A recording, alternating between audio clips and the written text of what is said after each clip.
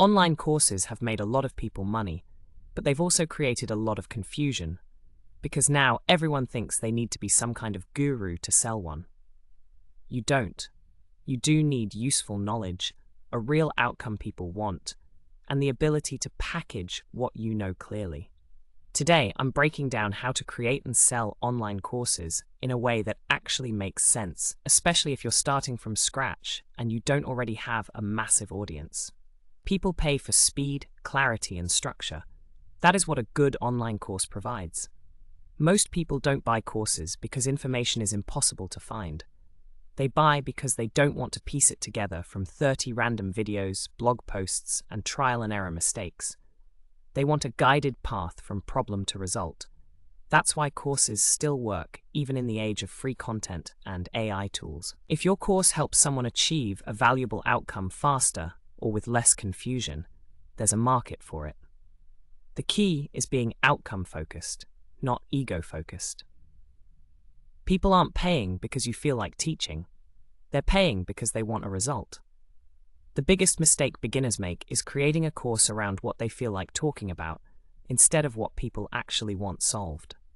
A good course topic sits at the intersection of three things: something you genuinely know, something people actively want, and something that can be taught in a structured way. Examples: how to pass a certification exam, how to book photography clients, how to launch a simple Etsy shop, how to use Excel for business reporting, how to improve basketball shooting form, how to start a pressure washing business, how to meal prep for a busy family. Notice what these have in common. They are specific and outcome-driven. Not everything I know about fitness. More like, how busy dads can lose 15 pounds with a 4-day meal prep system. Specific courses sell better than vague ones because the buyer can clearly imagine the result. Before recording 10 hours of lessons, make sure real people actually want what you're planning to teach. You can validate by talking to people in your target audience, posting about the topic on social media, running a simple survey, pre-selling the course idea to your email list if you have one, or offering a live workshop first. A live workshop or beta cohort is one of the smartest ways to validate a course idea. Teach it live on Zoom to a small paid group. Notice what questions come up, where people get stuck, and what part of your framework resonates most. Then, turn that refined experience into a polished course. Validation saves time and increases the chance that what you build will actually sell. A course should feel like a clear roadmap, not a random information dump. Organize it into modules that move the student from one stage to the next logically. Think in terms of transformation. Where is the student starting, and where should they end up? Let's say you're teaching how to start a mobile notary business. Module 1 might be understanding state requirements. Module 2 might be getting commissioned. Module 3 might be setting up your business. Module 4 might be marketing. Module 5 might be getting first clients. That's a journey. Each lesson should have one purpose. Keep it focused. Clarity beats volume. A sharp 6-module course is often more valuable than a bloated 30-hour monster no one finishes. Add templates, checklists, worksheets, scripts, or examples where helpful. These make the course more practical and increase perceived value. A lot of people never finish their course because they get obsessed with gear. Good lighting, clear audio, and clean visuals matter. Hollywood production does not. You can record with a decent webcam or smartphone, a USB mic, and screen recording software. Slides plus voiceover work fine. Talking head videos work fine. Screen shares work fine. What matters most is whether the teaching is clear and useful. If you're nervous on camera, start with slides and voiceover. Plenty of successful courses are built that way. The goal is not to impress people with your editing, it's to help them understand and take action. There are a few main ways to sell a course. Platforms like Teachable, Thinkific, and Kajabi let you host the course on your own branded page. Udemy gives you marketplace exposure, but less pricing control and less brand ownership. Gumroad can work for simpler course products and bundles. If you're just starting and don't have an audience, Udemy can be useful for visibility, but you usually make less per sale and don't fully own the customer relationship.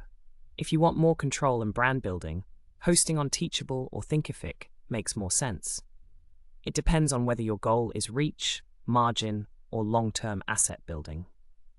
People do not buy modules, they buy transformation. Your sales page should clearly explain who the course is for, what result it helps them get, what they will learn, why your approach works, and what happens if they do nothing. Use simple language. Don't overcomplicate the pitch. Learn how to start and market a mobile notary business in 30 days is stronger than vague inspirational wording. Testimonials help a lot. If you don't have them yet, that's another reason a beta version can be smart. Your early students become your first proof. Email marketing, short-form video, YouTube, workshops, partnerships, and social media can all help sell your course. But again, the course itself needs to solve a real problem. Your first course does not need to be perfect. It needs to be useful. In fact, many successful course creators improve significantly after launch because real student questions show them what to clarify and expand. Release version 1. Get students through it. Gather feedback. Improve the weak spots. Add resources. Refine the messaging. That iterative approach is much smarter than hiding in creation mode for 6 months trying to build the perfect product. One strong small course is better than 5 unfinished ideas in your notes app. Don't create a course on something you barely understand. Don't build before validating. Don't overload it with filler. Don't expect sales without marketing. Don't underprice a course that solves a real problem, but also don't wildly overprice a beginner-level product with no proof. And don't ignore student outcomes. The more your students actually win, the easier your future sales become. Creating and selling online courses is still one of the best ways to turn knowledge into income, especially if you focus on solving real problems with clear outcomes. You don't need celebrity status, you need useful expertise, smart structure, and the willingness to ship something people can actually benefit from.